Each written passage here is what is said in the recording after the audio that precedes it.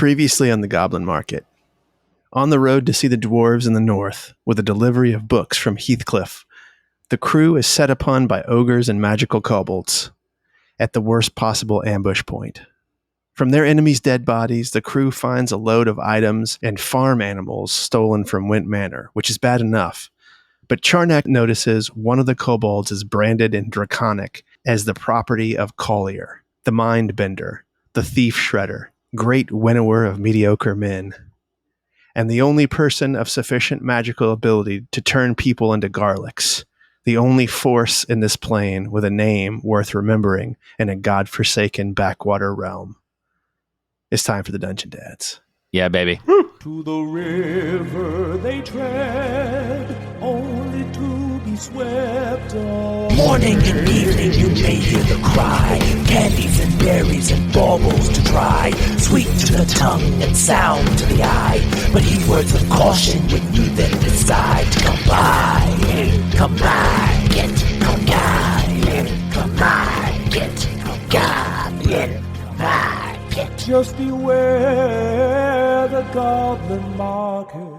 Hey, everybody, and welcome back to the podcast. You are listening to the Goblin Market on the Dungeon Dads Network. As always, I'm your DM, Tom Blaylock, and I'm joined tonight by Sam Frank, playing Charnak the Botanist. What's up, Sam? Thief Shredder and the only man with the power to turn people into garlics. Pretty cool, man. I can't wait for you to meet that guy in 35 episodes. Yeah. Tim Carr playing Ebus. The what? Like, what's that? I mean, Sam's ruined me. Sam's ruined me because he always has a the on the end of it. What do you mean? Just playing Ebus. Just playing Ebus. Playing Ebus and Davman. And I'm not doing Davman, Backwater. remember? No, I know. I said it. Yeah. I said it, Tom. Okay. Godforsaken Backwater feels like every Borderlands game I've ever played, and I love it. Let's go. It's true. Let's do it. And John Watson playing Deanfa the, I don't know, something. Deanfa, the man. The man. The man. The man, baby. The man, baby. Not according to Ideer. You're the guy who goes down, right? That's me. That's my every bolt shot at me is a bolt not shot at you. That fight was insane. I love it. And in the bonus episode, you guys are trying to convince me to let you bring back the giant bolt crossbow and mount it on top of Wint Manor, and I think it's so cool. So I'll probably let you do it. Yeah. Yes. So to get you situated, in the last episode, you were making your way from Wint Manor through the woods to avoid the large bridge crossing, which is like sort of famously occupied currently by bandits, which are likely Kingsmen who are antagonistic toward Wentz and really the whole valley that's here in between these two rivers. You're heading up into the Palisades where the dwarves have, you got some clues as to what they're up to up there, but they've definitely dammed up the river to a slow trickle down the mountain, and you have one more sort of trail that you have to make to get up to the dwarves.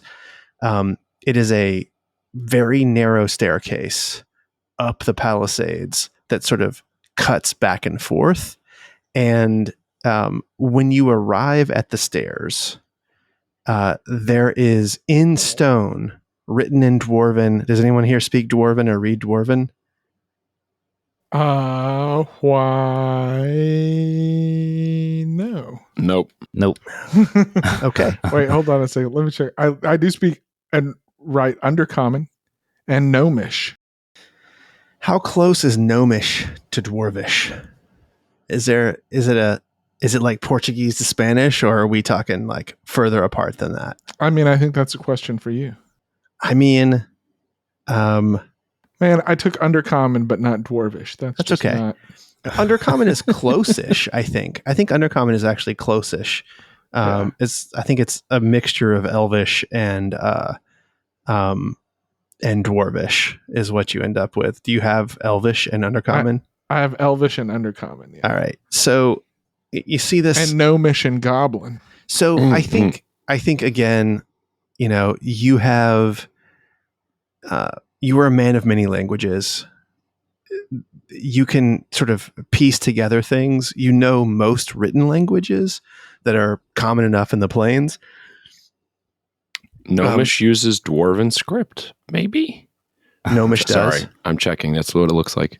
I think that's my. He said it right. very confidently. Yeah, he did it. And then he had a question mark at Maybe? the end. And then Ron Burgundy did it. Yeah, that's just what I was thinking. I'm Ron Burgundy. So the sign, which is sort of cut very neatly in angular letters here, almost like runes. It's called Stone Warren Pass. If you spoke Dwarvish, you would know that should be two words, Stone Warren and Pass. But unfortunately, it looks like it's three separate words. So Stone Warren Pass, almost like it's someone's name. Guys, it looks like we've got a rock cave canyon ahead of us, according to this sign. So look out for rock caves as we go through this canyon. All right. So you don't have to actually go through the canyon itself. You're heading up the side of the canyon. So you're not going to be walking through this thing. The road does go straight through, and it looks like a very clear choke point for an ambush. But you're actually heading up an even narrower, even harder to traverse. This is where we leave the road. Yes. Yep. And we took a short rest before this, yeah? You took a short rest. Yeah. Right. And who do we have with us?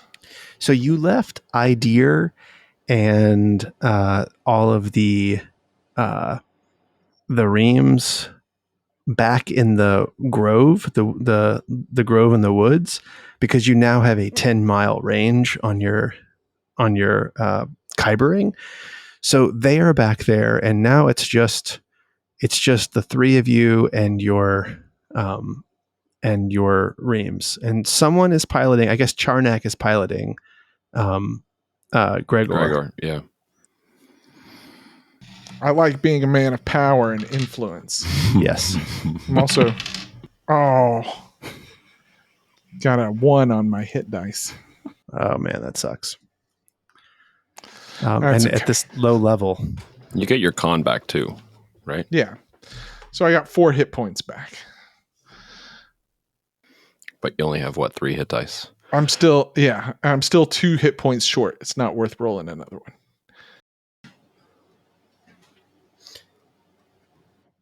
so tell me how you're heading up this thing. This is like switchbacks. It enters the occasional cave, but it's not totally dark. It's just like where the path goes into the rock and comes back out of it. So you're still, with the sun up the way it is, you can still see in these things. Calling them caves is not right. They're sort of like covered parts of the path. Like covered bridges. Yes. Can I ask a question, Tom? Yeah. So when we were short resting, did any of those kobolds have a shield with them? Yes. Okay. In fact, all of the kobolds. Let me see. Yep, all the kobolds had shields and tiny studded armor. Tiny studded armor. I'm going to take one of the shields because, as we recall, or for those who did not listen to the bonus episodes, when we leveled up, I did take shield proficiency. Great. Yeah. So I'm going to jack one of them. These are sort of very standard round. Or maybe I already said this. I have it on my character sheet. My bad. Yeah, that's cool. Very standard round shield with a circular spike in the center of it. Got it. So it's actually not bad for bashing, if that's something that your character can do now. I don't know. I don't think so, but Okay. Mechanically, a shield is a shield is a shield. So, Yep. I mean, I suppose I'll take one too. If I Sounds didn't good. have one already. Don't need it. Yeah. Can't hurt to have All right. it for a run You're- up the stairs where we're All exposed. right, you should walk first then, Tifa. So I'm going to put a shadow in front of me, Oh, cool. All right. and I'm going to have that one walking maybe 15 feet in front. Okay. So he's just going to keep basically like a lead. Yeah. Can he do things for you? Like, can he search? Like, what's the deal with that guy? That guy at this point can only attack. Okay. For me. He can walk and attack. Walk and attack. Okay. All right. But what I would like is for the shadow to be going, and it's kind of like, hey, look over here, and and then when we get to where the shadow was, then we can start searching, exploring, whatever. So you're not necessarily trying to like figure out what's ahead of you. You're trudging up, and if someone ambushes you, they're going to hit that Shadow Knight first. Yep. Okay. And And then everyone agrees with that? If the Shadow Knight touches you, does it feel like touching yourself or does it feel like someone else? feels like someone else. Oh, okay. I can have some fun with the shadow. Someone else who just looks a lot like you. Okay. God damn it. This is not that kind of podcast. Yet. So you have Shadow Knight up front, and then you have Dinfa behind, and then Gregor, where? then What's the Ibis. deal? Gregor than Ibis. Ibis. Yeah, I mean, I'm a man of stature and importance. I should be walking in the middle. I got it. That's fine. Okay. So Charnak in the middle, and then Ibis in the back. All right. Okay. And So is there a bird or something? We don't have anybody. Nobody's No. got a familiar. Any recon? I do have a 17 passive perception. That's terrific. But you are behind. You're 30 feet behind the knight, the Shadow Knight, which is not that far. It's not far. So My passive is 16, so we're all right. terrific. So you guys are doing well. The path sort of goes up about 100 feet, and the run is about 100 feet, and the rise is about 50 feet in that first little bit. So it's steep, but it's not just stairs. It's stairs and then paths, and then it switch back, and you go into a little cave, and you head up, and the first part is not super strenuous, and then when you sort of go around a corner on this palisade, you realize you're on an open face, and the path is only about 3 feet wide here, which, if you think about it, is bigger than the average door, right? In our world and theirs. Mm-hmm. But it's still kind of off-putting because you're looking down and you're about 200 feet up at this point. And this leads to a stair that's not really a stair. That's a wooden ladder that is at about a 60-degree angle. And it you can see that it leads up into greenery and another what looks like it's going to be a small landing. And I'm going to go ahead and have you all. I'm going to go ahead and roll for your passive. So you guys you all have. So what do you got? You got 17 and 16. Mm-hmm. Okay. So your shadow stops at the ladder, and Dinfa, through Busk's eyes, you're so tall that you can you get a good angle on this ladder. That's about a 15-foot high ladder. Mhm. And you see a wool hat sort of protruding out over grass and bush in this landing that's up above you. It's hard to tell if someone is hiding or not. They're not doing a very good job of it if they are. But they're in from the ladder about 5 or 6 feet. Okay. All right, so I'm gonna hold my hand back, and then kind of point over the thing. And how high? You said the ladder's 15 feet. It's 20 feet long, but it's at a rise and run that makes it about 15 feet high.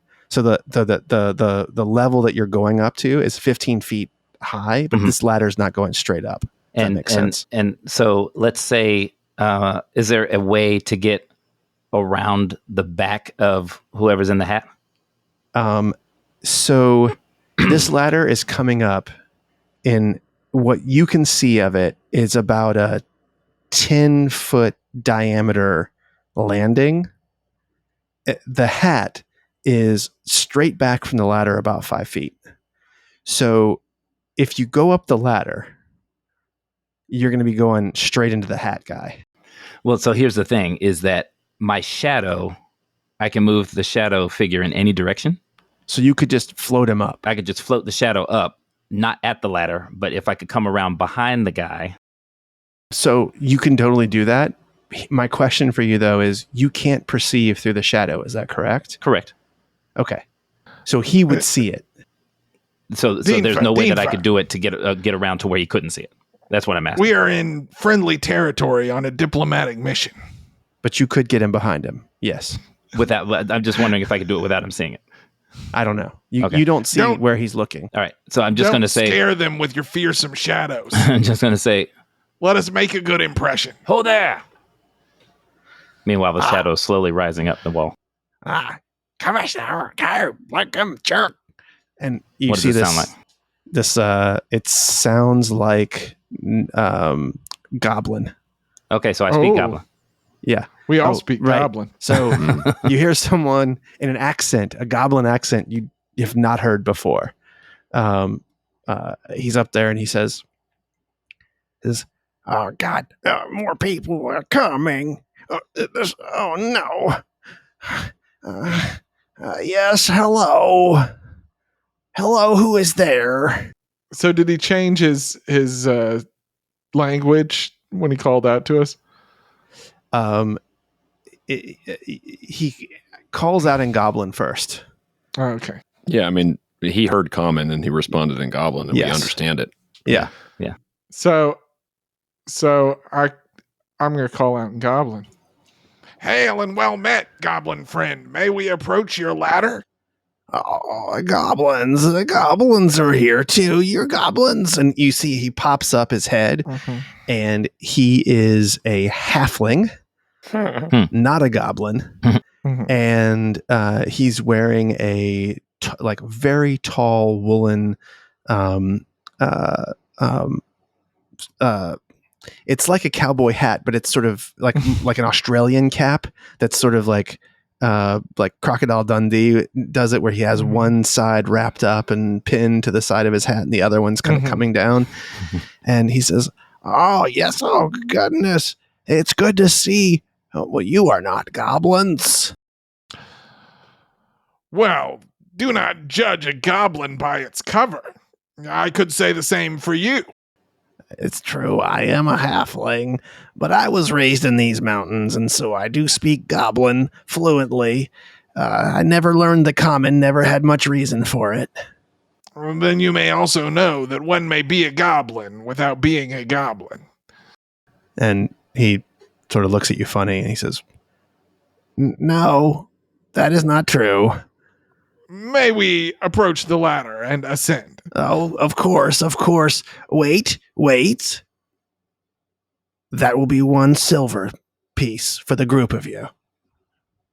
Well, I am not a highway robber, but I fixed this ladder, and I spent a whole gold of my own money on the resources for it, and I aim to get it back before I head up to Stone Warren Gap.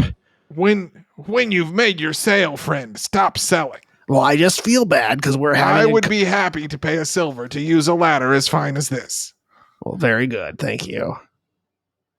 And so he steps back, and you do realize as you get up, he has got carpentry tools up here, and I make Deanfa go first still. Oh, sorry. Yes. Yeah. My shadow guy just floats up onto the, Oh goodness, this Right is not beside him. good. What is this? and then Deanfa starts climbing the ladder. All right, and you arrive, and the halfling is looking, and he says, "Well, may I? Is this a what is this thing?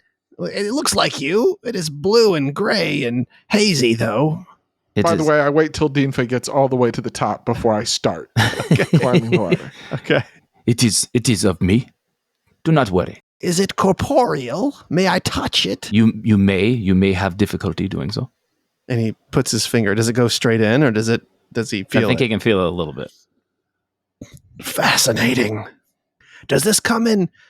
Can you build with this material? No. Oh. Well, I'm sure it's good for something.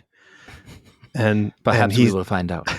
he's like, you see that he has a little workbench set up here. He has clearly just made this ladder, and he's making another one for the next level, which you realize has been totally destroyed. And the fragments of the other ladder are sitting there. They're burned to a crisp. They're totally black, and all the leather and the rope that were connecting the steps, that it's all been singed and destroyed.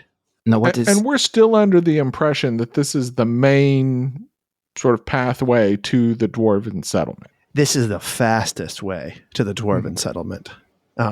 If you would have gone the main way, you'd have to go actually through the Stoneworn Pass? Yes. what is happening here?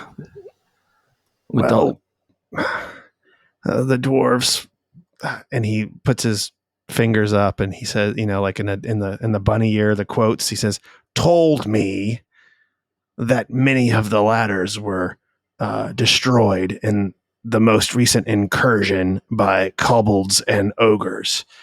And so I came down by myself, without a guard, to repair these things." The kobolds and ogres grow bold. Well, they can't get very far on this without being cut down by the dwarven defenses. And actually, here, I believe all of these ladders were burned by dwarven defenses.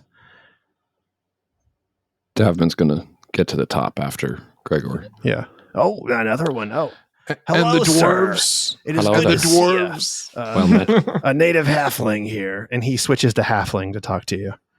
I fire right back in halfling. Yeah. Oh, you speak goblin and halfling quite well, my dad. Oh, thank you very much. It's very it's odd to find someone who speaks both languages and dwarvish. Do you speak dwarvish as well? Unfortunately, I cannot.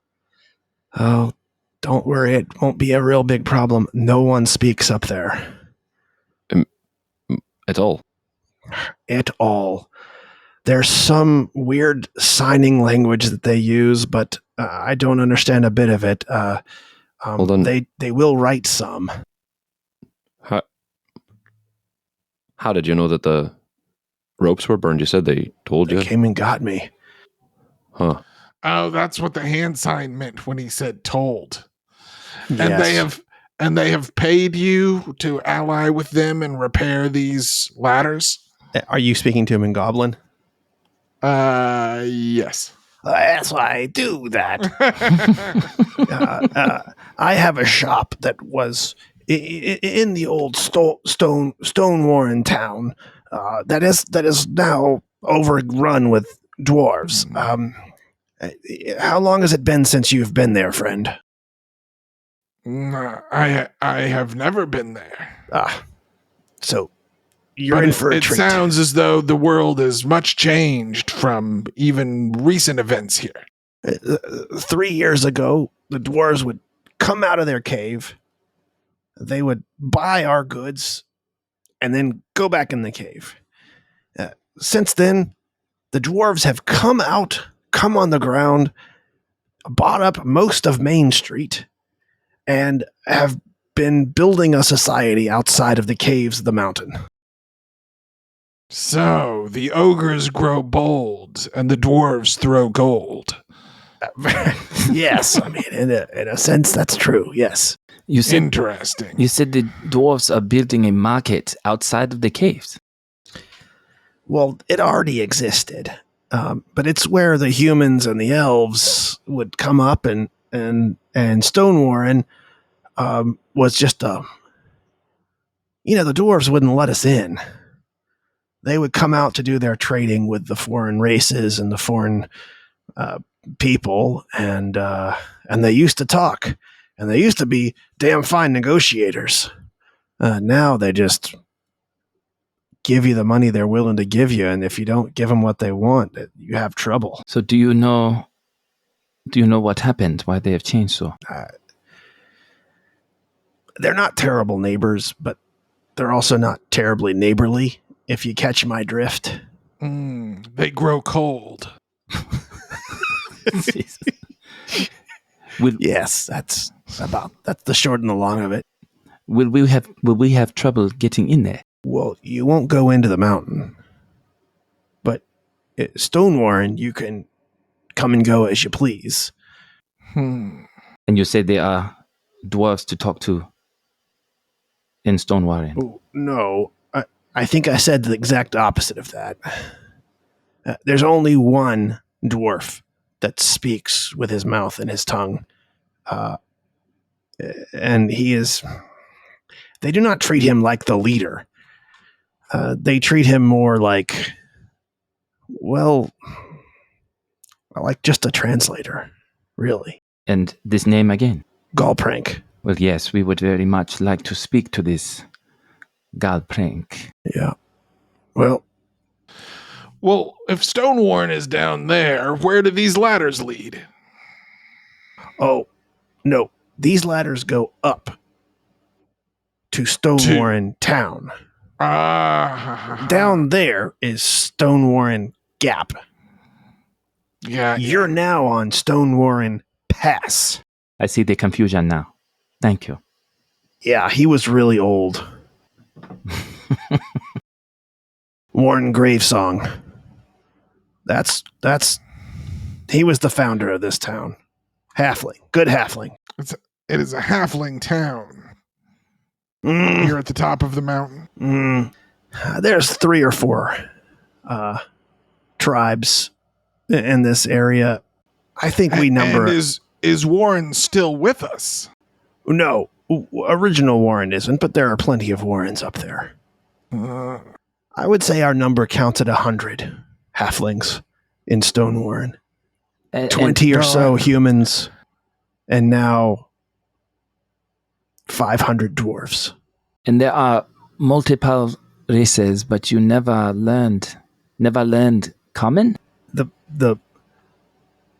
The language of currency here in Stone Warren has always been halfling and dwarven. The humans who come up from the town Hardat, they all speak dwarven. I myself have never been to Hardat. Never saw the reason to. We got everything we need up here. You say you've got everything you need up there. Have the dwarves changed the town's infrastructure? Very much so. Building roads everywhere, building houses. They're building houses out of wood. I love it. That's unlike dwarves, isn't it? That's, I think you do with what you've got. And inside the mountain, it's just all stone that they have to cut away. But if you think about it, that's hard work. It's easy to chop down a tree, put it on the ground, stack them up. Sure. Even a small guy like me does that. Let me see. Hey, do you mind helping me with this ladder? It's just about done. Can you float your little man up there and have him hold the ladder as I climb up? Is that something he can do? Hold on. And I float the little man up there, and then I switch places with it. Oh, wow. Wow. Jesus. All right. Oh, whoa. I've never seen the magic of that kind appear. Don't worry. You have never known anyone like me. Give me that ladder. All right. can you two help me lean it up here? It's just a lot easier with two people. Sure thing. The tall man might be the most helpful. All right, let's get here. Yep. You two. Yep. Keep it coming. You're helping too, Sam, right? Oh yeah, I know hold. Okay. Yeah. All right. All right. Come on. Yep. That's right. All right. You up top. Can you hold it tight while I come up? Got it. All right. And he goes up there and he hammers into the ground. And he has this really cool thing that you have never seen in any plane you've ever seen. Is it sort of like a metal nail that you hammer into rock? It is a round rock. Because I don't know what you'll call those things. Yeah. It is a round rock that has 3 stakes inside the rock, all pointing in different directions. And he just puts it on the ground and he begins banging on each one. And they all go in at this weird angle until it goes all the way into the stone and the dirt that's up above. And it creates an incredibly strong anchor. And it's actually fascinating. You've just never seen anything quite like it. So it's like almost like a holder for 3 different spikes. You got it. And he still has to hit each one in. He has to hit each one in. Yeah. Okay. Yep. This is amazing engineering. Oh, I designed this myself. They're using them for the foundations of the new town up here at Stonewar, and I may not look like it, but I'm becoming a very rich man. Wow. And Wait, you make these? I make these, yes. Big enough for a building? Yeah, really, the concept is the same. You have to just get a slightly larger rock, and really the rock is not the important part. It's the length of the stakes. but how do you put the holes Because in? these are only capable of a toe hold. Well, this is going to hold the ladder up, and it's going to be an anchor for the rope that's going to go up. I'm designing something you can lower things from the town down to the road. People will not have to go and venture up to Stone Warren town ever again to trade their goods. The halflings are thinking about making a small town in Stone Warren Gap. Have you suddenly found the community more receptive to your ideas? Extremely so. It was just the old way. There was an old guild up there that basically shit on you if you had any idea about anything. And now suddenly, smart people are allowed to thrive. That's what happens when a whole new gang comes in and cleans out the chaff. Well, where did this new gang come from? Well, they're all the dwarves. Well, yeah. And they're all craftsmen. And have they never talked? No, they used to talk your ears off, and they were big drinkers. Now they don't drink at all. They Curious. Yeah, there's all these contracts for beer and spirits and ale coming in from Hardat. They're just piling it up. It's just sitting there. Me and my clan can't hardly drink fast enough, and we drink a lot now. So they import it, but they don't mind you drinking it, but they don't use it. They don't use it at No, all. it just stows unsold. And it spoil. Yeah. But a contract is a contract, and one thing you got to say about those Stone Warren dwarves, they stick to them. Seems to be the language of the land around here. Yeah. Here, Hard let's at, pull too. on this rope. Here, I'll show you. Here, look. All right. Here. It's right there. Yep. Thank Right? you. Is this me? Yep. I'm sorry, what was your name again, my good sir? Oh shit, did I tell you guys? I don't think we asked. I don't think so.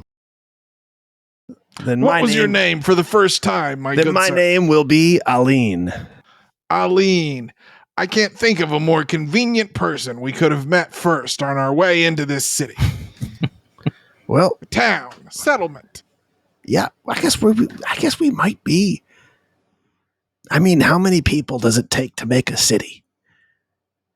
We are well over 500 people. Maybe a bit more than that. Well, it's the biggest town I've ever been in then. I would say a city is a state of mind. No, It it's not a sounds state. as though It's a you city. have a state of mind, an urban state of mind. Yeah, it is. It's becoming very urban and urbane, actually. and he pulls. There's a pulley. Wait a second. Is there a word for urbane and goblin? For sure. I feel like it's one of those words where they have to like borrow it from common. It's like urbane. Blah, blah. no, it's actually Racknuck. It's weird. It's like Wow. it's like Racknuck, which is also the thing that young goblins do when they go out in the world, when they leave their home. They spend a year of Racknuck before heading back to their tribe. It means urbane and walkabout. That's right. So he's got a pulley system here, and he says, I'm going to be honest with you. I don't think it can handle your weight. He's pointing at you, Dinfa, and Bosk. He says, but you, little guy, talking to you, Ebus. Yeah. You and I can go up in this thing together. Here, let's do it. Humans, if you keep following this, I've done the ladders all the way up to this point here. So I will take the halfling up with me. I look at Ebus just to make sure she's cool with it. I shrug, like, sounds so far okay. How many ladders do they have to go? How long do you expect we'll be waiting for them? It'll take us about 5 minutes to get up. It'll take them 25 minutes to get up.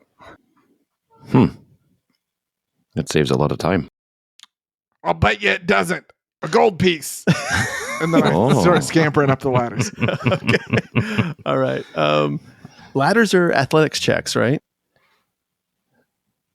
I mean, sure, probably. I guess suppose it depends on if they're challenging or. So if we're gonna race up, if we're gonna race up, here's how we'll do this. The elevator goes at a steady clip of 20 feet per round. You are going to have to dash and make several checks to get up to beat them. If you just walk like normal, you will have no checks to get up. I will let you do acrobatics checks to stay on the ladder, but it will be athletics checks on the straight up and down things. Hold on just a second.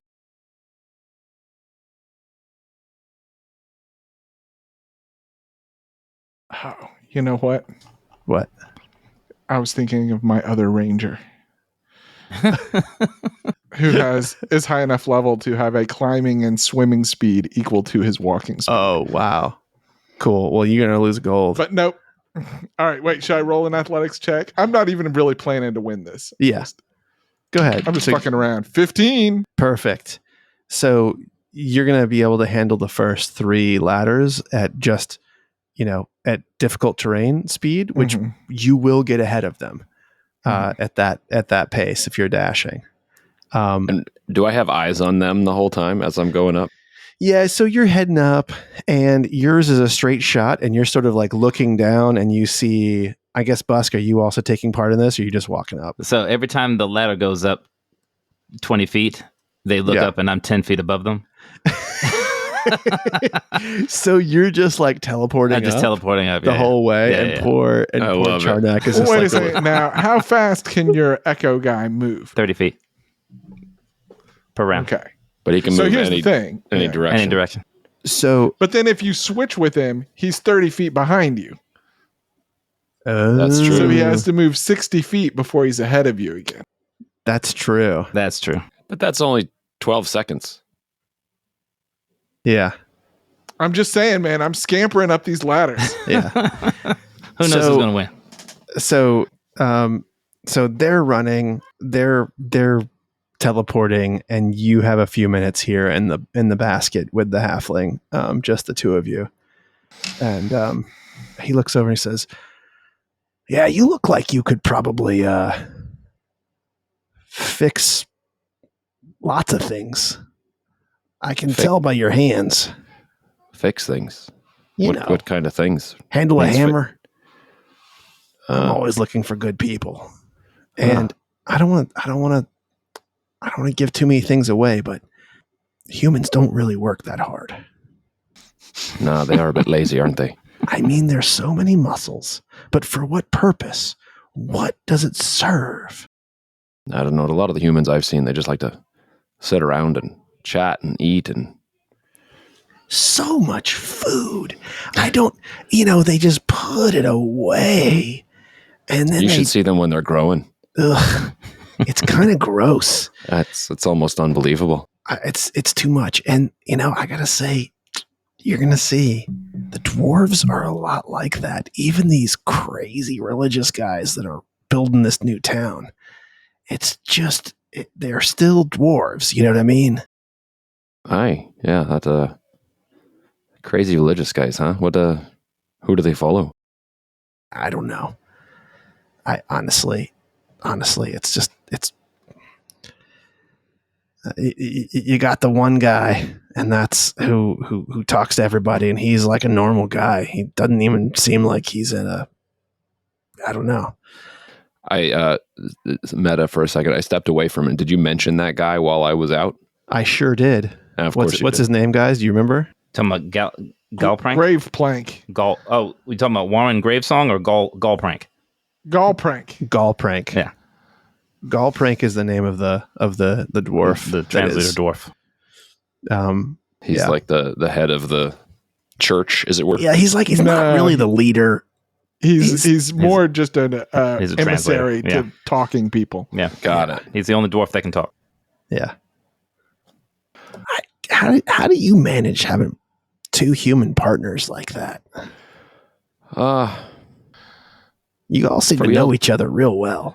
We all From just a found distance, you hear, I don't know why anyone would even want an elevator. This is just as easy.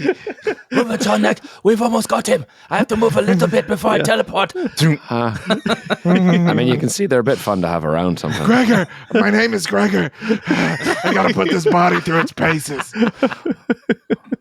We came upon each other in a time where we had a mutual interest, and we've just sort of bonded from there. These two aren't quite as lazy as the ones you're speaking of, I suppose. God. Well, you know what? Keep them under wraps then, because, the dwarves have a lot of human slaves that they just cannot get them to do a damn thing. So when you get up there, just make sure everybody knows these are your humans. Got it. And they take humans for slaves, but they don't bother with the halflings. Well, we're famous for not working well without liberté. You know what I mean? Right. Yeah. Humans kind of have to be, put to the old stone, put to the old whip, and then they'll work, for a while. Yeah. Here we go. Oh, wow. Look Here at we the view go. from here, too. It's tremendous. Yes. Look at that. and you get to the top. Wait, no, it's the first person to touch that stone. It doesn't count yet, just because at the top of the elevator. and you're in.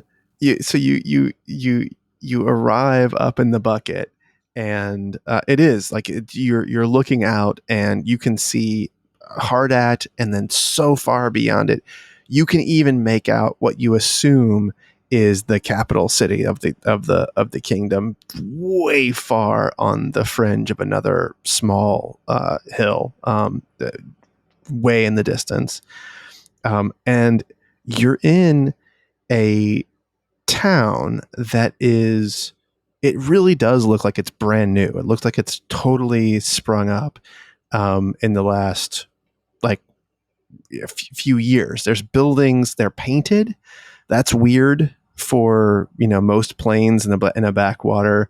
They're all painted white with black sort of fringe around each different story. Every building is 2 or 3 stories high, and it surrounds a small. I'm not going to call it a lake. It is. pond? clearly see where they have dammed An up ocean. the river. No, you can clearly see where they've dammed up the river. Um, and you see sort of wooden aqueducts that are coming off of this. The lake, if it's a lake, it's about half a mile in diameter. And so it's big. Mhm. Don't get me wrong, it's big, but it's not giant. Mhm. And there are walkways and sort of docks that are in it, but clearly the boats don't. I mean, there's no boats in it. They wouldn't go anywhere. There are people who are fishing off of these docks with just fishing poles, and then the town is up against the mountain. So it's like it's as he described it. There was a entrance to the mountain, a giant stone gate that is now sealed, and then a town of maybe 50 or 60 buildings, like all right around the entrance to the mountain. And then the lake extends out to where you are at the edge of almost to the edge of the Palisades. But then these aqueducts are coming off and actually going into the mountain. And then the river is it goes up over the dam, and you see there's a little waterfall that like goes off in the distance down the Palisade, and you can tell that it also enters the mountain at some point, and then off toward the Went Manor and the woods down that way. Does that give you kind of a clear picture of what we're dealing with here? What could they be using all of this water for? Yeah, Looks like that's a lot. well, they're definitely sending it into the mountain, some of it, which is not where it used to go. But they're using it for fishing and for farming, and this was just dust and dirt and rock, and now look at it, and like all around the lake, it's fertile farmland. Do you guys both speak Elvish? No. What languages do you guys speak? Common, infernal, goblin, and halfling. Common, celestial, goblin. Okay. This guy doesn't speak common, so Yeah. No, and I can do a telepathic thing with one of us at a time. Does this plane have the concept of water rights?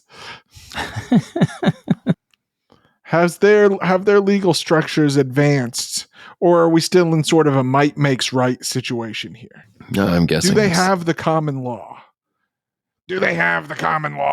I figure if they did, then Hardette City would be up in arms. Yes? I agree. I think they would already be discussing it or fighting over it or something. But Well, they don't know yet. I'm That's just wondering if we can, if their potential enmity is a lever we can wield. it's a pretty defensible position up here. So seems like they probably just count on being on the top of the mountain, taking what they want and not really thinking about what's below. Yes. If I had to It's guess, a little anyway. bit rude what you're all doing right now. I am right here. We've established I don't speak common. Please. But you know what the Dwarvish, common halfling. dialect is. And then I say to him in Goblin, because I'm sure Goblin has all of these words. How do the dwarves expect to circumvent the legal structure of water rights?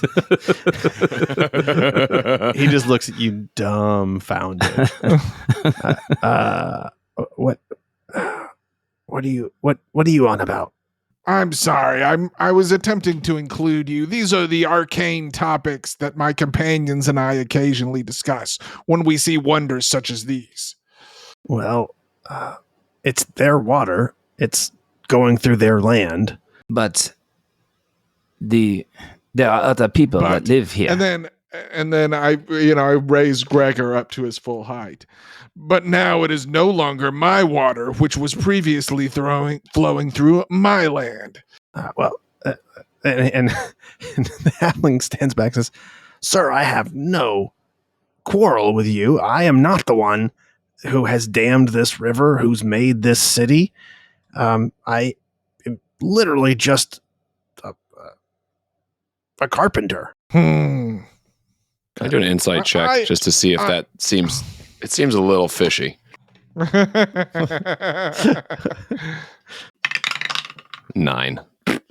I mean, he could be the mayor of this damn town. It'd be hard to know. Yeah. Right? Like, yeah, you know, as you're making your way closer, I assume you're walking towards Stone come Warden. on. I They probably each one thinks they're the mayor. They probably do all think that they're the mayor. I am going to establish telepathic speech as a bonus action with Charnak first. Okay. And basically mention that the humans here are mostly enslaved by the dwarves. Give him the rundown on that. Yeah. And then switch and tell Dinfa the same. And basically the idea being that like I may have to claim them as mine. At that point, I do not believe that meets our. Oh wait, can we talk back to him telepathically? He can only talk to one of us at a time. You can have a conversation. We can have a conversation for 3 minutes, and I have to cast it again if we want to go longer. So it's fine. We can. So that does not meet our overall objective, though. I believe Gregor has to come to the dwarves as an equal emissary from the human lands and gain their respect. You are right. I will refrain from that, but just be aware they may decide that you are a worthy specimen. when I hear that humans, it's like something that Dinfa would not have even considered. I'm going to do a perception check to look around at the people. Are humans walking around with their heads held high, or do they seem different? Do we see any people? So where you came up and where you are now is sort of on the other end of the lake. Mm-hmm. Now there are some people here. There are people who are fishing. Looks like a mix of dwarves and humans and some halflings out there in the water. But not, it's like, you're not in the town yet. I can't see anything. I mean, no matter what you roll in this, like you're just not close enough to see like things. But I'll tell you what, as soon as you start to get in the mix, then let's do that roll. Okay.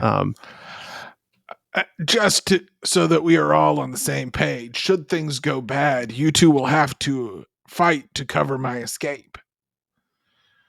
Or should I say, Gregor Wentz body's escape? Yes. I had half a mind to just leave him here while we deal with other stuff.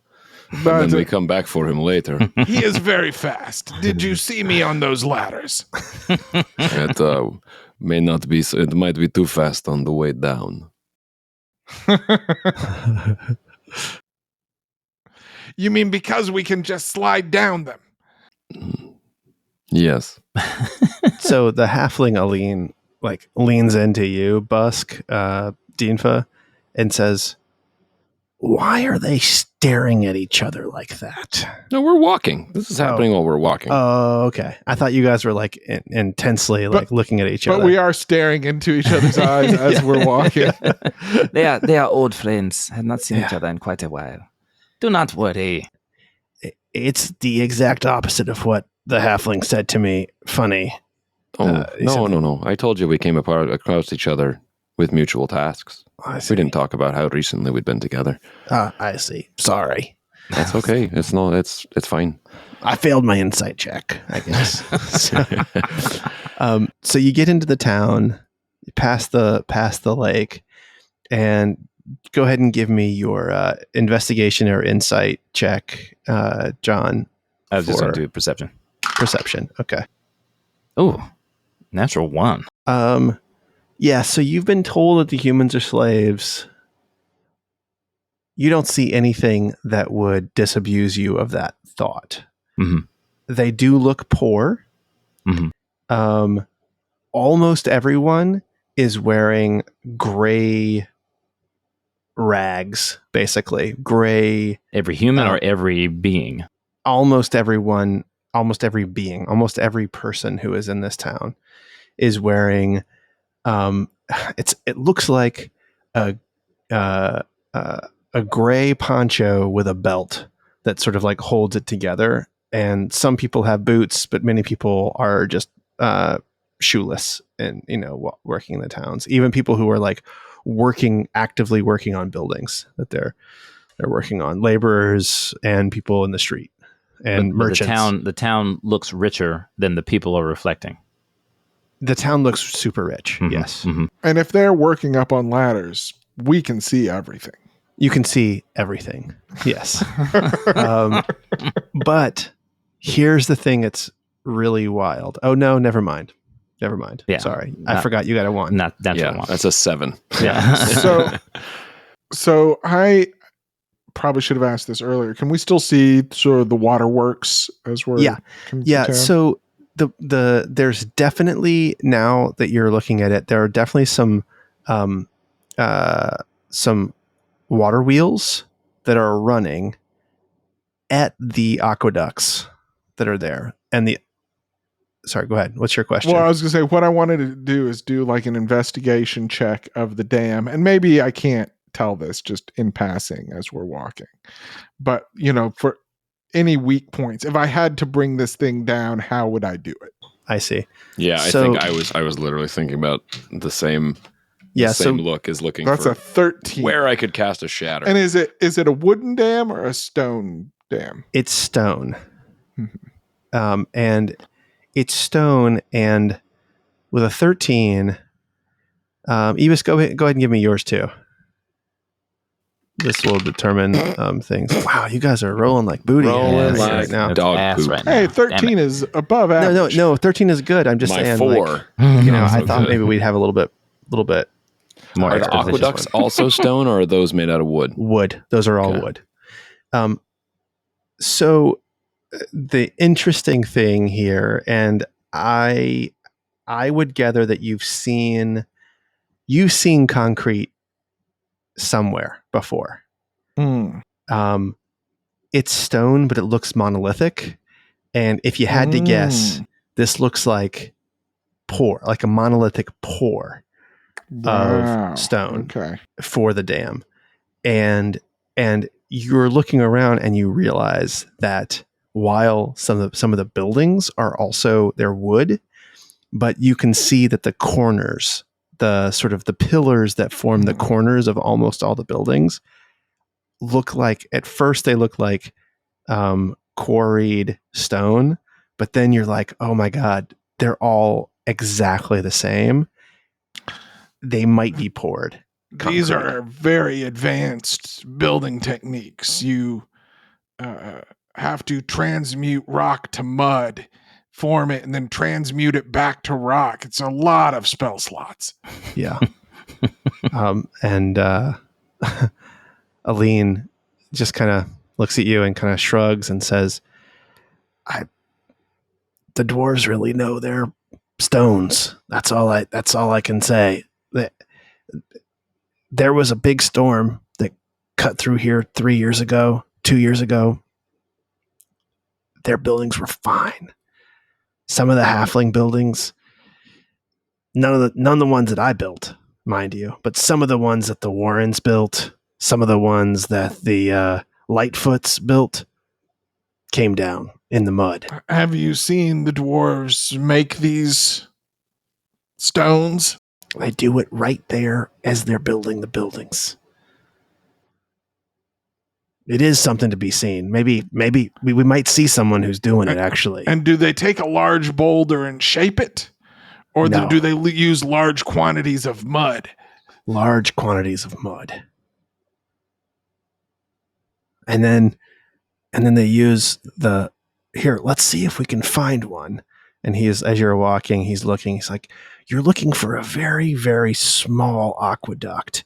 They bring water and they just let it sit in water, and they keep pouring water on it constantly as they're building it. And you'd think that mud with more water, but no, it doesn't go away. It gets hard. So that's how they get their rocks off.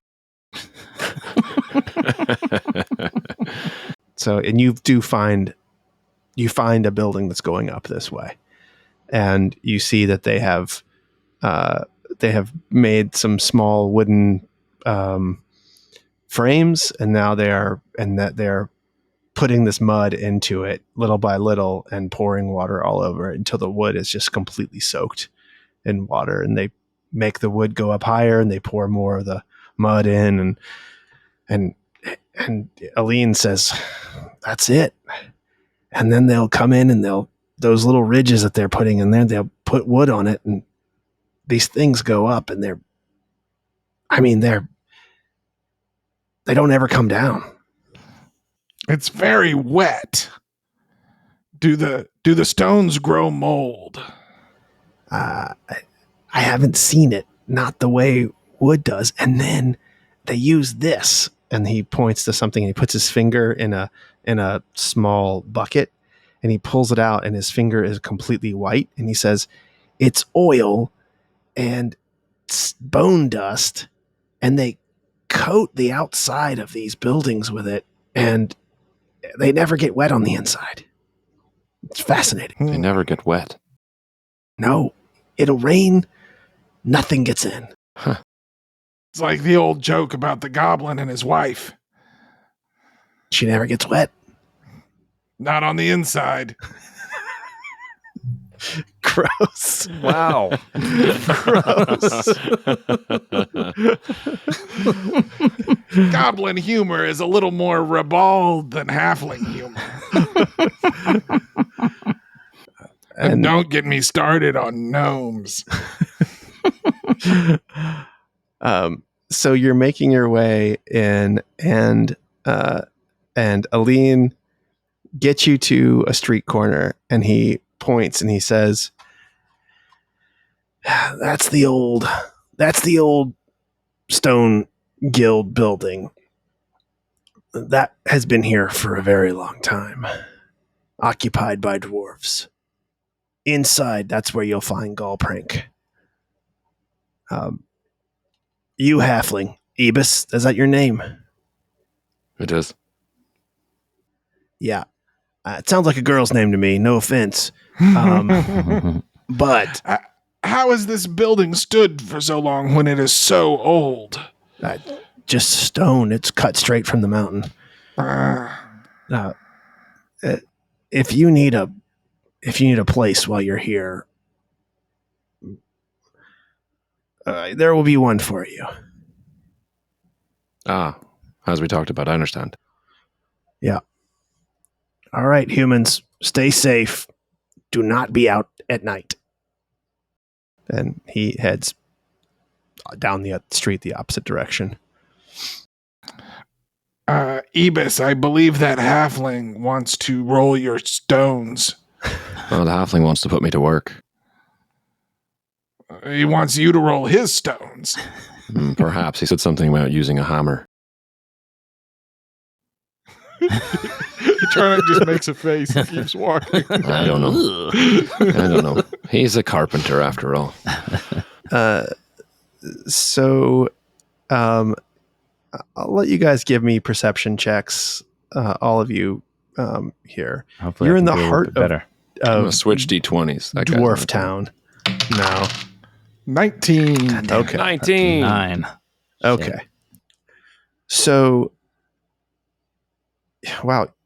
Yeah, 2 19s. Okay. So the obvious thing here, as you have gotten to parts of the town that are clearly, that are not being worked on, it was pretty loud in the places where their buildings are actively being worked on and where the aqueduct system was being used and all of that. It was loud, but here it's super quiet. And even though you're surrounded by people, mostly dwarves, some humans, you do realize it is no one is talking. It is dead quiet. And at the corner where Aline, pointed you out, I mean, even in a town with 500 people, at the busiest corner, you would hear people. That people it would be bustling, and you now kind of realize, oh man, like our whole conversation was the only conversation in this town while we were walking together. And you see dwarves sitting cross-legged in the street with sort of beggars' pans a lot of places here, and especially outside of the Stonemasons Guild that he just pointed you to. Can I, some of this, with what Aline was saying, sounds a little Goblin markety. Can I make a history check? Sure. You can go ahead and give me your advantage roll, but tell me what your other number is as well, just in case. Okay. 14 and 8. Yeah, but 14 would be the roll. That's the first roll, right? Yeah. Now, when you say it's sort of Goblin markety, tell me what you mean, and then I will tell you if you're right. Because a 14 is a pretty good roll. No, he was just saying that the dwarves used to be their own people. They used to have their own mind. They used to talk. They used to party. But now they've stopped. They're kind of moving like drones, and they're doing their own thing in the mountain. And I'm wondering if the market has ever done anything like this to... Sort of like, are you saying that these guys are looking like Remes? They're looking like Remes. Yeah. Okay. So even though you're a Kyber, you'd need to spend time with people to be able to determine whether they're Remes or not. And without someone like Idea coming here, like he knows the stuff that good Remes are made of. I'm not going to discount any of those thoughts here. It's just even with a good roll like that, it's really hard for you to tell what's going on. Yeah, I was just wondering if I've heard of anything where the market kind of took doing something. Yeah, like have that they taken before. over an area, annexed an area, turned a bunch of people into Remes in order to get what they needed done? Not that you know of. Okay. Not that you know of. Your experience at the Goblin Market has been mostly positive, transparent. Only the last few weeks of your life have you even thought, like entertain the thought that they could do things outside of their contracts, that they would do something to someone without having a contractual reason to do it. Now that doesn't mean that they wouldn't have a contractual reason to like dam a river, take over a town, etc. like that. I like that your mind is there, but it's just too hard to know in this particular situation. But the people all look sort of hale and healthy. They're hale and healthy for sure. And strong. Very strong. They do not, there are guys who are on the street begging, but they do not look like beggars from a poor city in any plane you've ever been to. These look like their job is sitting on the street between meals doing this. I turned to Deanfa. Sweet Remes are made of these, am I right? It's a little strange. We should keep our voices low. Everyone can hear us. But also perhaps keep your eyes. Maybe you'll see a tattoo on the back of someone's neck. Yes, indeed.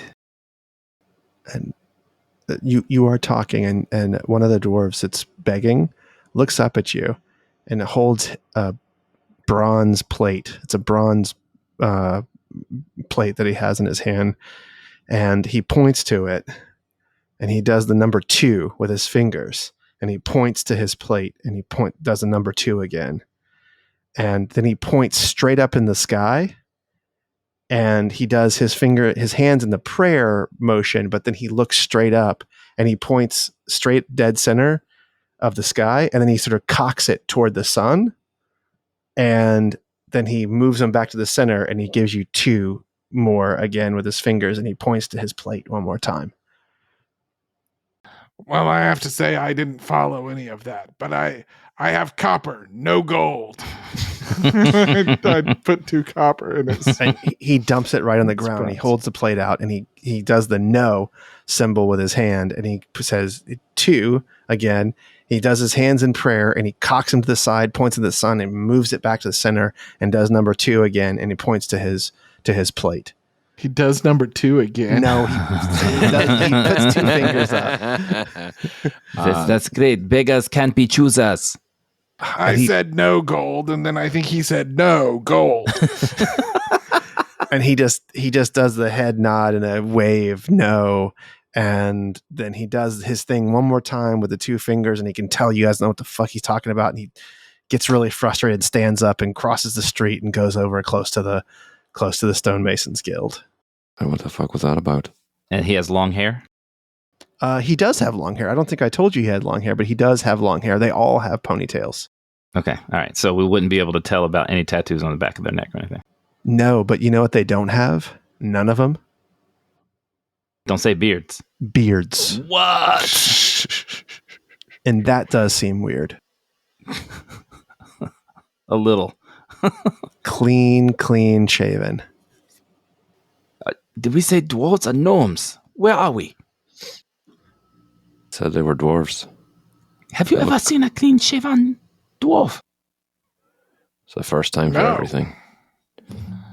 Snow's cold.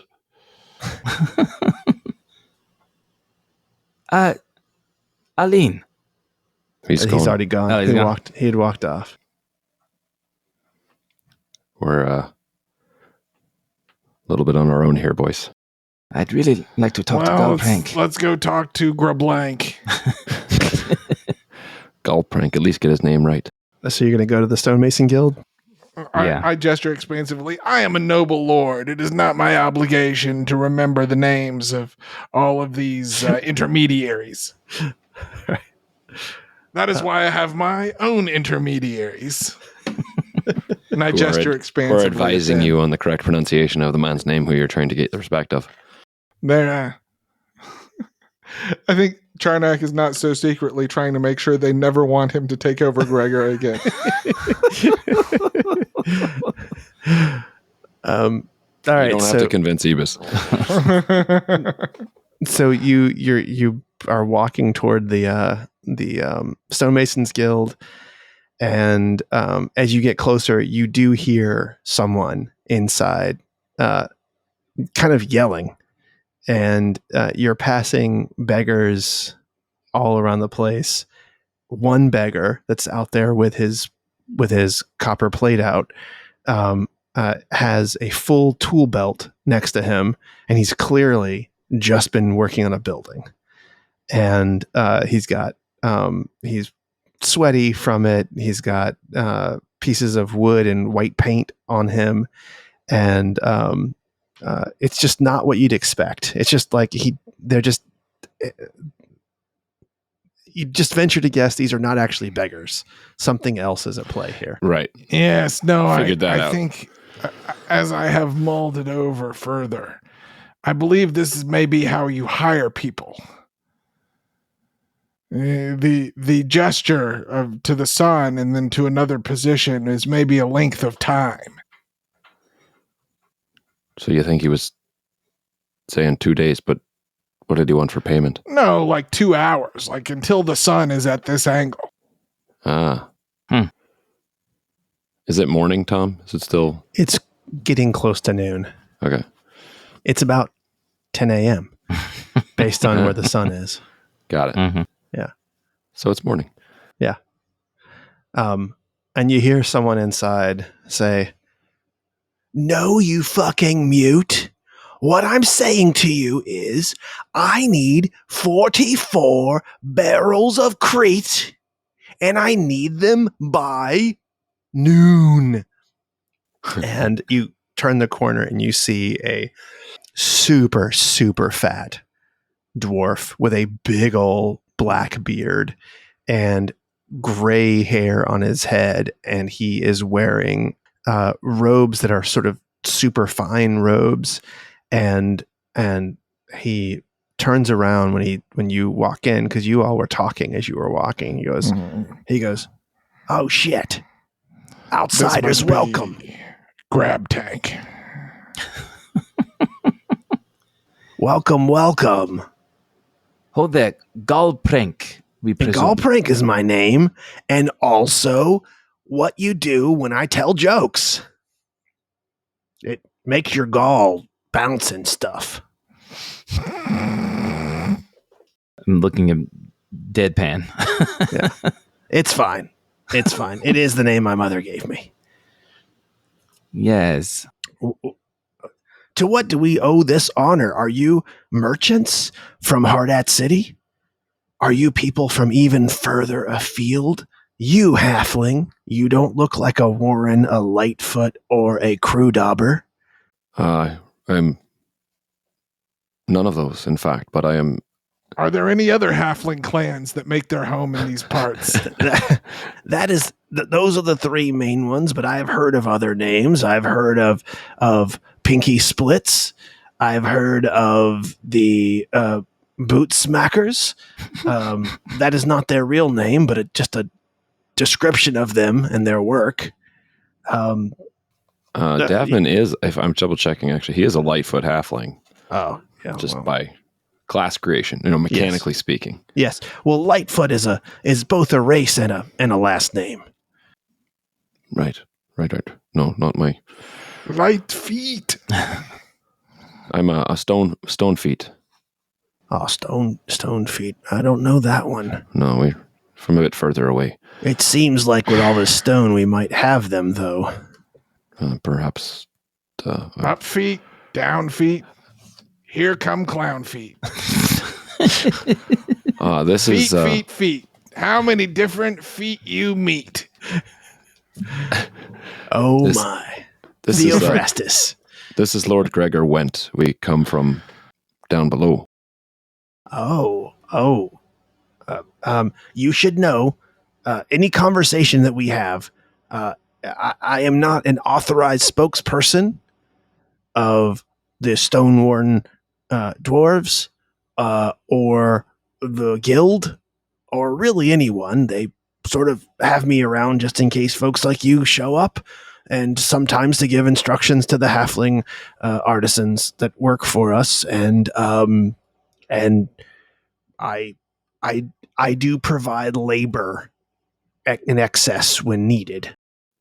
So Charnak's now going to try to put on airs with a -1 charisma. Okay. Indeed.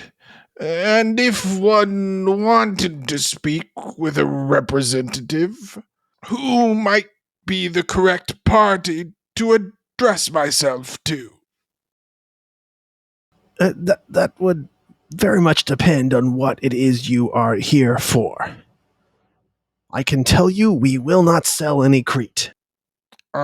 Diplomatic negotiations at the highest level. For what? Are you looking for soldiers? Well, that is between me and the representative.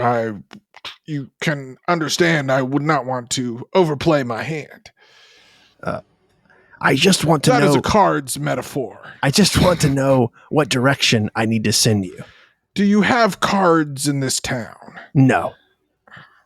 Very good. We play this probably stones went here. right over your head. That is a tall person metaphor, which I assume you do not have here as well. We have. And he sort of looks around. He looks at you, Busk, and he says, well, "Why are you here?" I am not doing very good here. Yes, we have a delivery to make. Oh, so you are merchants. We have a delivery, and we would also like to parley with the dwarves. And I'm going to pull off my pouch, and I'm going to show him some of the books. He looks at them and he says, "From Heathcliff. Yes. I am the right person to speak with. Come with me." And he walks right out the door that you just came in, and he is walking quickly, and he turns back and says, "Come on, I have but dwarf legs." I'm following. All right. he takes you down a couple of roads. There's a small alleyway that leads to another, like a square, and there is another building that looks very much like the Stonemasons Guild. And in Dwarvish, which we've established that that Charnet can read to some level of accuracy, he takes you into a building that just says Freeman on it. Yeah, I would liken this to like if you can read Russian Cyrillic, you can sort of help make out some of the Greek letters. Yeah, right, but not all of them. That's right. Because there's some commonality between them, but it's not like you suddenly can understand right what the fuck's going on. Or if you're in another, like, if you travel to another sort of Cyrillic using country, but there's some alternate characters and not everything is spelled the same way. Galprank, may I broach a potentially sensitive subject with you while we walk? You can try. When was the last time that in this town was seen an ogre or a kobold? They don't ever make it up this high. But we have had several attacks on the back roads. Did you suffer such an attack? No, but we came upon the aftermath. Huh. It was distressing. Horrible, horrible violence visited upon ladders. So did you see the bodies of ogres, and what else did you say there were? A kobold. Did you see said bodies? I saw none, which is why I asked. Well, how did you know it was the aftermath of a ogre or a kobold fight? Well, we have encountered ogres and kobolds in our own woods as well. And it is the general sense in the area that the kobolds grow bold. Yes. And they throw fire. Hi, they do. Yes. Hell yeah, they do. At both people and ladders. Yes. Well, they don't make it up this high. We have adequate defenses for such things, especially when they come with ogres. A few kobolds could make it up, but why would they want to? They would be cut down so fast. Well, that is good to hear. Yes. Mistra has chosen us as a people to protect. You do not sound entirely happy about that. I am not, but I am becoming a very rich man. And well, we must take our small comforts where we can. that is right.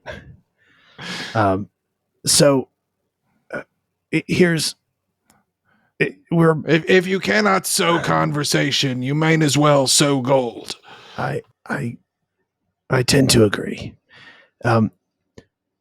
We are entering the Freeman shelter. Now, this is a place where freed slaves were allowed to join the society for many, many hundreds of years. This became their guild. We still have freedmen in this town in abundance. They have taken up the cloth of Mistra as well, unfortunately.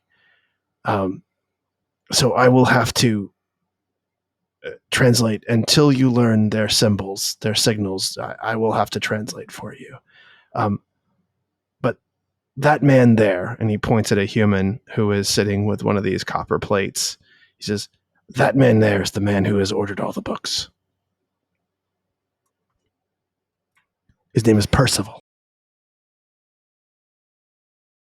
And what is his position in the dwarven hierarchy? Well, he is a human. He is not in the dwarven hierarchy, but he was one of the most revered slaves of the Stonewarren dwarves, and was given his freedom many decades ago and has become leader of the freemen. This may be a longer answer than we may have time for at this juncture, but how is it that the faith and protection of Mystra came to this encampment? It is a long story. I don't know you very well, friend. I will just say internal politics of dwarves inside the mountain. You are actually looking at dwarves that have been expelled. Interesting. Do the ones inside the mountain, do they speak? You mean the men like me? Yes, we do speak. So you are not the only one. I am the only one living here in this town. I have not been, well, I have also been kicked out.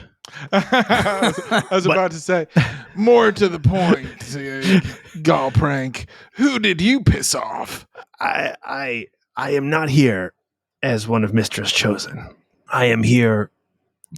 There's a mere coincidence occurred, and I was chosen as the fall guy for the punishment, which had to be meted out, but they definitely got the wrong guy.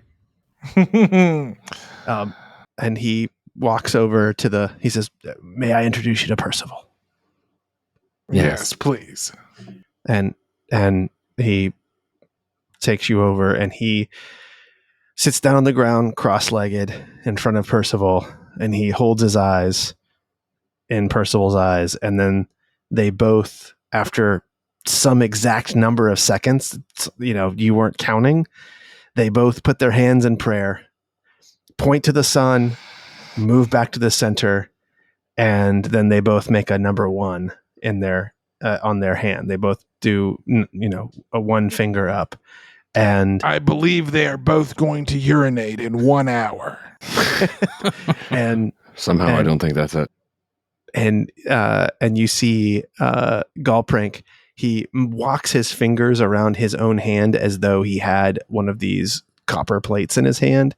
He walks around it on it like a man walking, and then he splits his 2 fingers wide open and forming a V with it, and then he holds it over his eyes and he points back at you, and Percival looks up and nods at you and motions for you to come over. I walk over. Mm-hmm. And You what have was the books, and you have like the receipt for Yeah, I have all the amounts. Yeah, all the Remember, info. Dinfa, no gold, no hold. Yeah. And what was the agreed upon amount? Was 2,000 gold? Is that right? 3,000. 3,000 gold. We paid 1,000 for 5,000 them, gold. That's and right. then we get Okay. to take 3,000. So Percival is holding his fingers up in that same V in his face, and he moves his fingers across his eyes, and then he points to you with one finger, and he holds his hands. Now you see it looks like he's opening up a book, and he points to you, and he points to his copper plate. And I hand him a book. No Right. gold, no hold. And Should show him the contract. he nods his head yes, and then he moves his hand like yes and more, and then I show him the contract. okay. He reads it over. He looks at you. He nods. He reaches into his robes and he pulls out 2 sacks of gold. Just sitting there. He opens it up. You can tell he's counting. He takes out a handful of gold that he's counted. He puts it in his robes and he hands you the 2 bags. And then he motions to you to give him the books. Okay, the 2 bags, he has handed them to me. Yes. I hand them to Charnak. Okay. I carry them easily. And I just say, I say, good? Being familiar with gold, both fake gold and real gold, I assume I can ballpark it just from The weight of holding it? sacks. Yeah. It feels like about 3,000 gold. He took out about half of one bag. Mhm. So these bags were 2,000 gold bags. And then, I shrug and I go, yeah, thumbs up. all right. And so I then I hand him the bags. And I put both sacks in my backpack. I hand him the bag of books, and I look at Gulprank and I say, "Might I ask why he wants these books?" And Gulprank says, "You should stay and watch." And Okay. has he given you the book? Have you given him the books? I gave him the books. Yes. So it's like 15 or 16 books. He immediately hands them out to all of these Mistra faithful that are in this room with him. And they all take them and they all put them on the copper plates. And then they put them on their feet. They're cross-legged and they're holding these plates up, and they all have these books on the plates. And they all raise their hands together and they're looking up, they're waiting. And then at noon, they all cast fire spells on these books, and the books begin to burn. And the pages are curling and turning black, and the smoke is rising. And in each one of them, you see that a single page or two is turning into bright gold light. And each one of the faithful reach into the fire. Their hands begin to burn, and they pull the pages out that are gold and bright, and they put them on another plate. And Percival stands up and begins collecting these plates, these pages, and he puts them together, and he hangs them on this like clothesline that they have that's there, and he lets them sort of stop simmering, and you see that these pages are just pure magic that they're pulling out of these books. Ebus, I will give you an Arcana check. Yeah. Not great at Arcana. I got a 10. God, my rolls are just off tonight. So this is not terrible. 10 was the DC on this one. Nice. All right. I'll take it. So you realize that even though you had flipped through these books, you did not see these pages in them. And the first page is a scroll of fireball. The next page is a scroll of Longstrider.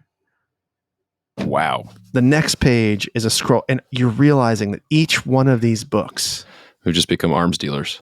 has essentially a scroll in it that was Hidden in there unlocked somewhere. through Yeah. fire. Wow. And Percival nods to you, and then he picks up a book, one of the books that you sold him, and it's all burnt up, and he tosses it at your feet, and he starts to wildly gesticulate. Gulprank is like nodding ahead and looking, and he says, wait to you. He says, you lied. This book did not come from the printer you said it came from. He said this is a fake, and he will not pay for a fake. How many books was it? It was 15 books. He wants 200 gold back. He says 200 gold for this book, so it was just one book that was a fake. One book was a fake, but it's all burnt. It's all burnt up, and they didn't get any magic out of it. That's interesting. How are we to know? We did not know. That was not the information we were given. And he's nodding at you, and he doesn't. He's like he raises his shoulders. He doesn't care. You can tell he's saying he doesn't care, and he like takes the contract and shows you, and he shows you your contract, and he points to the name of the book, the publisher, what printing house it came from, and he like starts to highlight it with his finger, moving back and forth really quickly and shaking his head no, and he holds his hand out, and he does 2, and he does 0 with his fingers crystal clear. And I hold up one finger, and I retrieve a sack from the backpack, and I count out 200 gold. And then I count out another 100.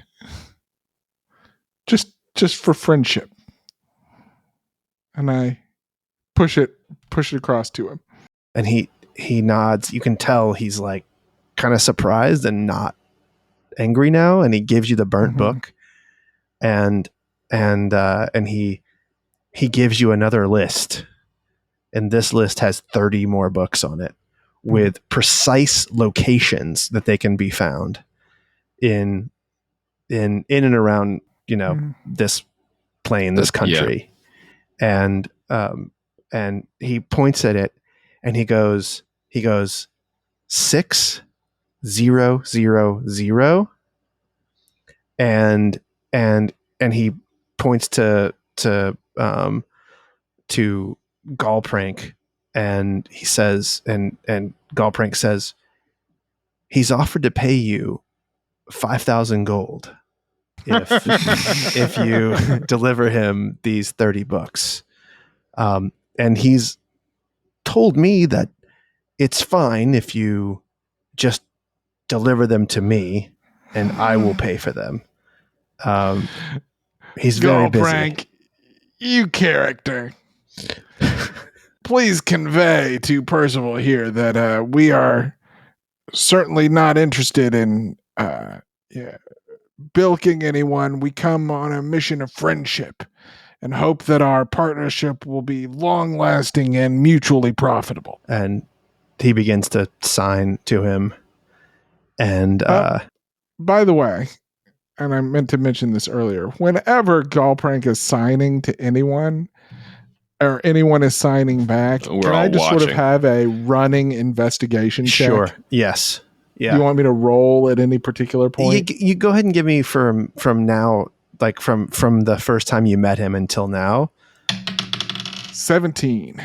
Terrific. Yeah. I mean, you're picking it up, actually. Yeah. I mean, it's fairly straightforward, at least so far. Yeah. Well, here's the other thing you've picked up is that Gallprank is not very good at signing. Yeah. And so he is sort of like, in the kingdom of blind men, the one-eyed man is king or whatever. Like he's a bit of that here for you. And the Percival, gives you that list, and then he looks at you, Busk, at the large human at Dinfa, very, very closely. And he sort of turns his head to the side, and he reaches his hand and he touches the back of your neck. And when he touches the back of your neck, he says, in your head, Mistra is not with you, but she is with your two friends. You should let them come and join us. Do not be sad if they choose to take up this life. You will find other friends. And you hear that in your head, and so just like that. He comes up and touches my head, and the other two guys see me go, wah, wah, wah, wah. And then I just stare at him. I don't know about him. I'm not letting anybody touch my neck like that. And then good way to lose a hand, am I right? And then Percival looks at you, Ebus, and says, in your brain, Mistra is with you, and she is strong in you. You would be amazed at what you can unlock by keeping your mouth shut and watching the world. And then he looks over at you, Charnak, and says, Mistra has a place for you. And then it's a long pause. He says, little gnome. And that's where we're going to end episode 13 of the Goblin Market. Interesting. So creepy. Good grief. I'm like, these guys all. No, there's so many layers in this. I feel like I need to go back and digest What a it all great again. playground you've made for us, Tom. I'm excited for it, man. It's got like This is a horror very movie interesting vibes. setting with a lot of different threads to pull. Yeah, seriously. Yeah. I was like, oh, we're going to be rich as booksellers. And we Right. haven't even made We it could- inside the mountain. Oh, yeah. Just have to keep Gregor alive John's and eyes sell just some turned books. into dollar signs. Yeah. Cha-ching. Now, 30 books is a lot to get. Especially if we have to actually go retrieve them. Yeah, you're not going to do that. I mean, you could give it to your guy Heathcliff and have him, you know. We could work out a deal. But he Yeah. doesn't know anything about what they're doing with these books. Yeah, so- right? No. Well, I and think are he would be these- appalled. I'm wondering if these scrolls are for sale, or can we get a I mean, get they're a probably scroll? worth a scroll of Fireball. Can we- Probably worth more than that. Yeah. Yeah. Can I get a scroll as payment or something, or half payment with a scroll? These are acolytes of Mystra. They are not interested in selling magic. These are the divine texts. Yeah. Well, Yeah. I guess we'll talk about Yeah. Mystra maybe in the bonus and what we know about. Yeah, the she's a hell's going D&D on? god. She's a D&D Yeah. god of Mhm. magic. Mm-hmm. She likes to go scrolled. Sam with this. Wow. Wow, you Sam really is nailed on. it, Sam. The whole time. I love it. You were really He was rare Dr. form. Seuss there for a minute. Rare form, my man. Good work. You guys, didn't you read the foot book with your kids? Of course. Yeah, Of course. Still I just don't remember it. Oh man. All right. Well, His feet, her feet. patreon.com Fuzzy fur /Dungeonettes. feet. Yeah, looking forward to it. I can't wait to find out what happens next. I can't wait to hear your thoughts on this on the Stone Warren. And this craziness. Yeah. We've got a few. Yeah. And I Anyhow. can't believe Ebis wasn't getting in people's head holes. I was so happy that we waited until that moment. I was thinking about casting Detect Magic the whole time, but I was like, I still have pretty limited spell slots left. I was just thinking about you using your telepathic Oh, to speak to people? speech with people. Yeah, I think at this point I'm not trying to like freak anybody out, Yeah. but clearly that's not going to freak these guys out. And I mean, she could tell. I mean, he could tell Busk had no magic, Yeah. Right. Yeah. but the two of you had magic. Right. And there was, anyway, looking Yeah, forward well, to it. Seemingly the hand signals may be, just for, it's like talking with your hands. They're Yeah. just not talking out loud. Yeah. Super interesting. Yeah. Cool. Yeah. Until next And we time. haven't even gotten in the mountain yet. Right? I know. And apparently we're not allowed in there. How do we get in there? We'll figure that out. Hey. Let's come I up mean, with you a got- plan and the bonus. Yeah. You definitely have a guy who is not allowed to get in there. But he knows a guy who knows a guy. He probably knows Yeah. a guy. He could probably get in Seems there. like very little in this town is allowed. Hey, that's Right. right. Good. There you go. That's a good one. Nice. John's got his I've had it up to here. All quiet on the Warren front. All right, Joe. Yeah, Thanks for coming he's by. about to say something nasty to you and give you a good scold. And with that, thanks for coming by. Thanks for coming Go by. Scold, John. Yeah. All right. Thanks for coming by, everybody.